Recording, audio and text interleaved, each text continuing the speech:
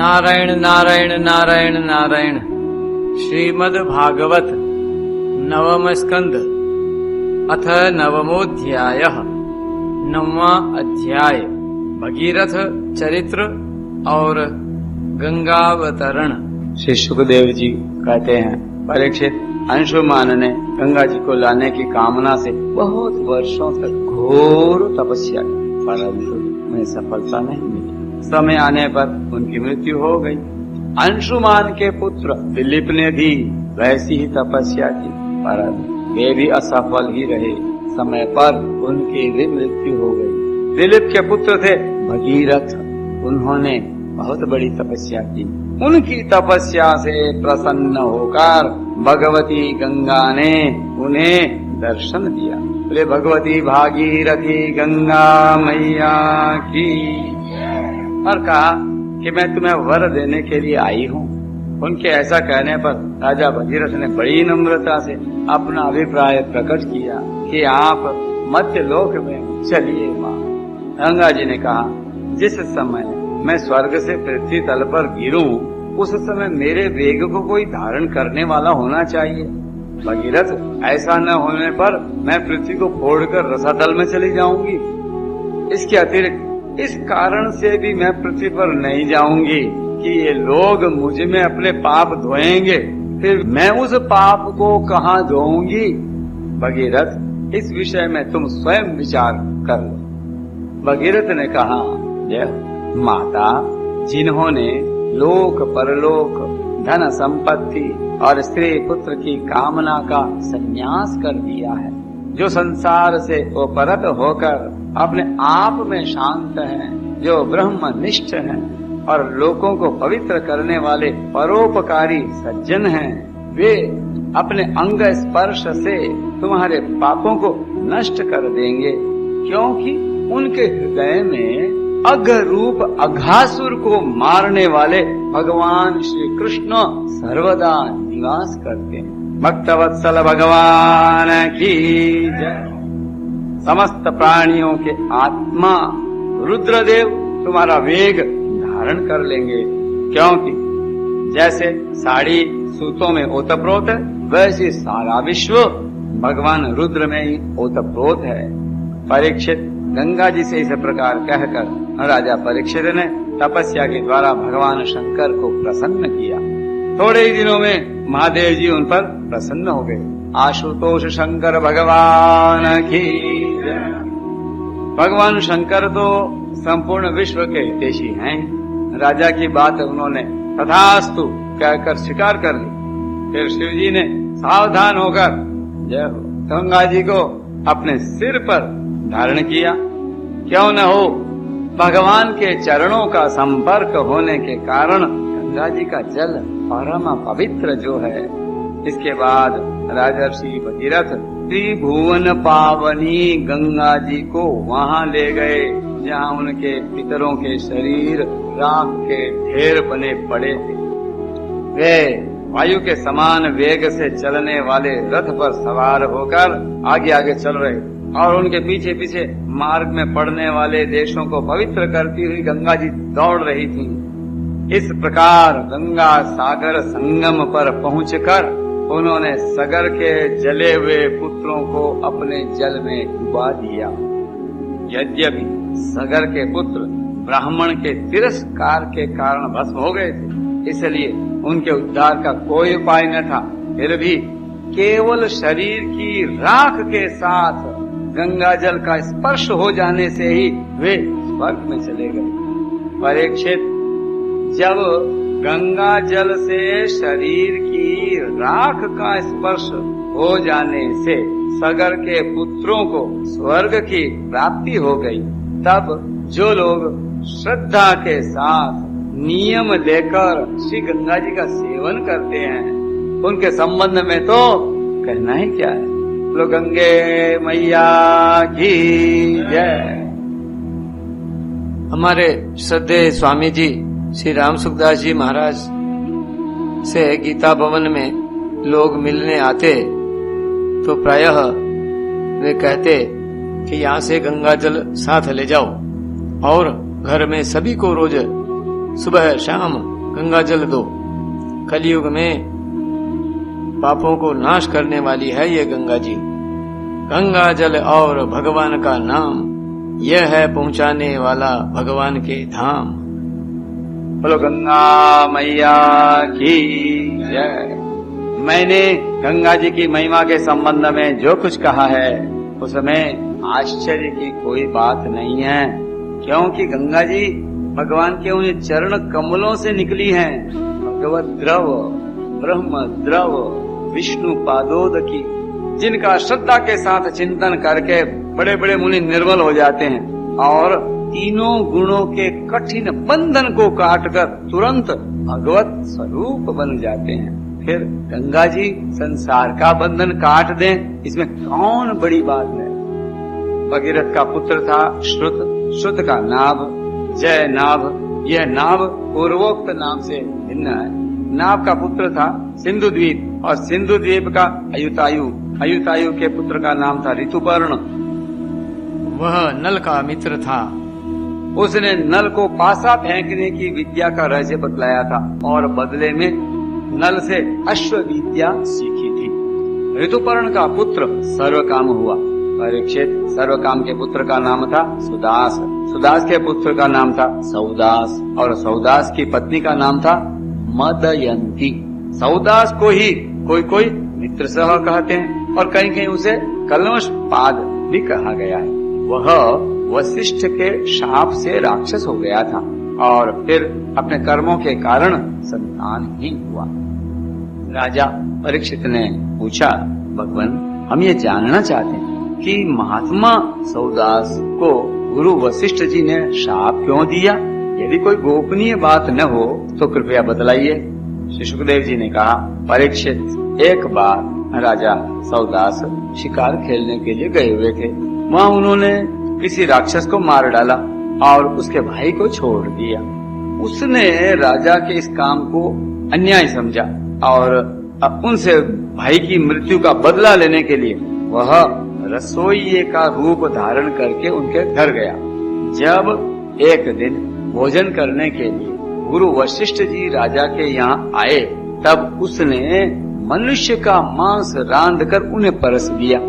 जब सर्वसमर्थ वशिष्ठ जी ने देखा कि परोसी जाने वाली वस्तु तो नितांत अभक्ष्य है, तब उन्होंने क्रोधित होकर राजा को शाप दिया कि जा, इस काम से तू राक्षस हो जाएगा।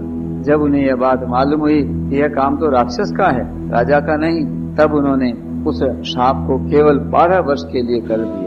उस समय राजा सौदास भी अपनी अंजलि में जल लेकर गुरु वशिष्ठ को शाप देने के लिए उद्यत हुए, परंतु उनकी पत्नी मदयंती ने ऐसा करने से उनको रोक दिया। इस पर सौदास ने विचार किया कि दिशाएं, आकाश और पृथ्वी सबके सब तो जीवमय ही हैं, तब यह तीक्ष्ण जल कहाँ छोड़ूं? अंत में उन्होंने उस जल को अपने ही पैरों पर डाल लिया। इसी से उनका नाम मित्र सह हुआ और उस जल से उनके पैर काले पड़ गए थे, इसलिए उनका नाम कलमाश पाद भी हुआ। अब वे राक्षस हो चुके थे। एक दिन राक्षस बने हुए राजा कलमाश पाद ने एक वनवासी ब्राह्मण दंपति को सहवास के समय देख लिया। कलमाश पाद को भूख तो लगी ही थी, उसने ब्राह्मण को पकड़ लिया। ब्राह्मण पत्नी की कामना अभी पूर्ण नहीं हुई थी। उसने कहा, राजन, आप राक्षस नहीं हैं, आप महारानी मदयंती के पति और इक्ष्वाकु वंश के वीर महारथी हैं। आपको ऐसा अधर्म नहीं करना चाहिए।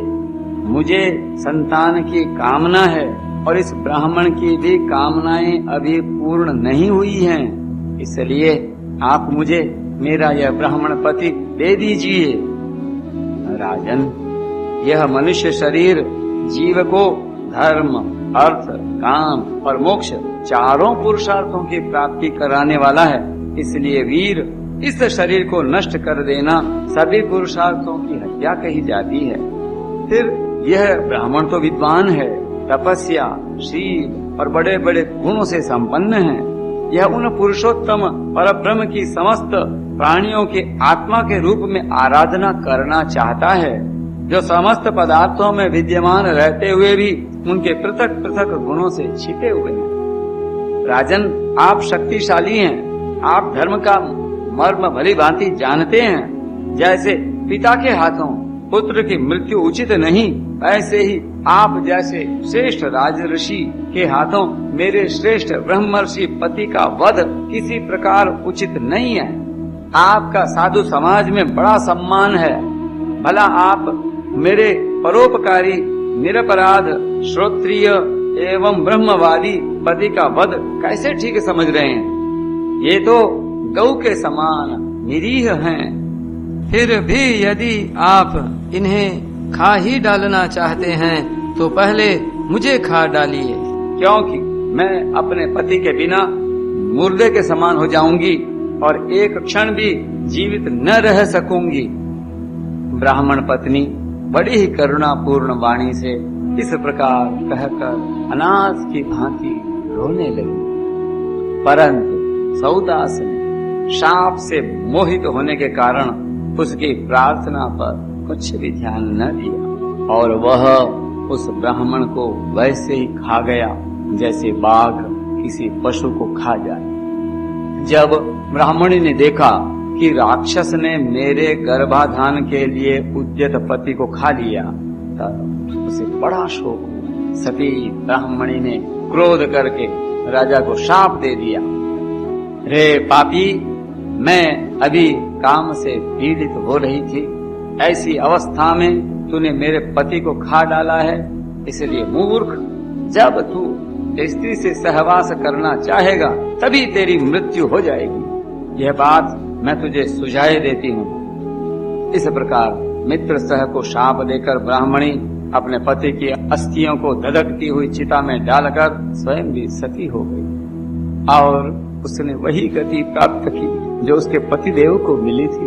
क्यों न हो, वह अपने पति को छोड़कर और किसी लोक में जाना भी तो नहीं चाहती थी। सती शिरोमणि माता की जय। 12 वर्ष बीतने पर राजा सौदास शाप से मुक्त हो गए। जब वे सहवास के लिए अपनी पत्नी के पास गए तब उसने इन्हें रोक दिया, क्योंकि उसे उस ब्राह्मणी के शाप का पता था। इसके बाद उन्होंने स्त्री सुख का बिल्कुल परित्याग ही कर दिया।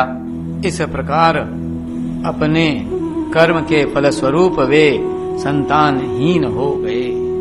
तब वशिष्ठ जी ने उनके कहने से मदयंती को गर्भाधान कराया। मदयंती 7 वर्ष तक गर्भ धारण किए रही, परंतु बच्चा पैदा नहीं हुआ। तब वशिष्ठ जी ने पत्थर से उसके पेट पर आघात किया। इससे जो बालक हुआ वह अश्म पत्थर की चोट से पैदा होने के कारण अश्मक कहलाया। अश्मक से मूलक का जन्म हुआ। जब परशुराम जी पृथ्वी को क्षत्रियहीन कर रहे थे तब स्त्रियों ने उसे छिपा कर रख लिया था। इसी से उसका एक नाम नारी कवच भी हुआ। उसे मूलक इसलिए कहते हैं कि वह पृथ्वी के क्षत्रियहीन हो जाने पर उस वंश का मूल प्रवर्तक बना। मूलक के पुत्र हुए दशरथ, दशरथ के ऐडवीड और ऐडवीड के राजा विश्वसह, विश्वसह के पुत्र ही चक्रवर्ती सम्राट खटवांग हुए। युद्ध में उन्हें कोई जीत नहीं सकता था। उन्होंने देवताओं की प्रार्थना से दैत्यों का वध किया था। जब उन्हें देवताओं से यह मालूम हुआ कि अब मेरी आयु केवल 2 ही घड़ी बाकी है, तब वे अपनी राजधानी लौट आए और अपने मन को उन्होंने भगवान में लगा दिया। ये मन ही मन सोचने लगे कि मेरे कुल के इष्ट देवता हैं ब्राह्मण, उनसे बढ़कर मेरा प्रेम अपने प्राणों पर भी नहीं है। पत्नी, पुत्र, लक्ष्मी, राज्य और पृथ्वी भी मुझे उतने प्यारे नहीं लगते। मेरा मन बचपन में भी कभी अधर्म की ओर नहीं गया। मैंने पवित्र कीर्ति भगवान के अतिरिक्त और कोई भी वस्तु कहीं नहीं देखी। तीनों लोक के स्वामी देवताओं ने मुझे मुंह मांगा वर देने को कहा, परंतु मैंने उन भोगों की लालसा बिल्कुल नहीं की, क्योंकि समस्त प्राणियों के जीवन दाता श्री हरि की भावना में ही मैं मग्न रहता था। जिन देवताओं की इंद्रियां और मन विषयों में भटक रहे हैं, वे सत्व गुण प्रधान होने पर भी अपने हृदय में विराजमान सदा सर्वदा प्रियतम के रूप में रहने वाले अपने आत्म स्वरूप भगवान को नहीं जानते। फिर भला जो रजोगुणी और तमोगुणी हैं, वे तो जान ही कैसे सकते हैं। इसलिए अब इन विषयों में मैं नहीं रमता। ये तो माया के खेल हैं। आकाश में झूठ मूठ प्रतीत होने वाले ये गंधर्व नगरों से बढ़कर इनकी सत्ता नहीं है। ये तो अज्ञानवश चित्त पर चढ़ गए थे। संसार के सच्चे रचयिता भगवान की भावना में लीन होकर मैं विषयों को छोड़ रहा हूँ और केवल उन्हीं की शरण ले रहा हूँ। हरि शरण। परीक्षित भगवान ने राजा खटवांग की बुद्धि को पहले से ही अपनी ओर आकर्षित कर रखा था। इसी से वे अंत समय में ऐसा निश्चय कर सके। अब उन्होंने शरीर आदि अनात्म पदार्थों में जो अज्ञान मूलक आत्म भाव था, उसका परित्याग कर दिया और अपने वास्तविक आत्म स्वरूप में स्थित हो गए।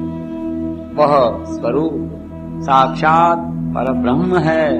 वह सूक्ष्म से भी सूक्ष्म शून्य के समान ही है, परंतु वह शून्य नहीं, परम सत्य है।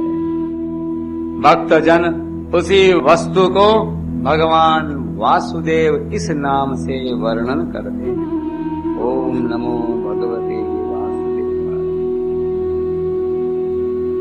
नारायण नारायण नारायण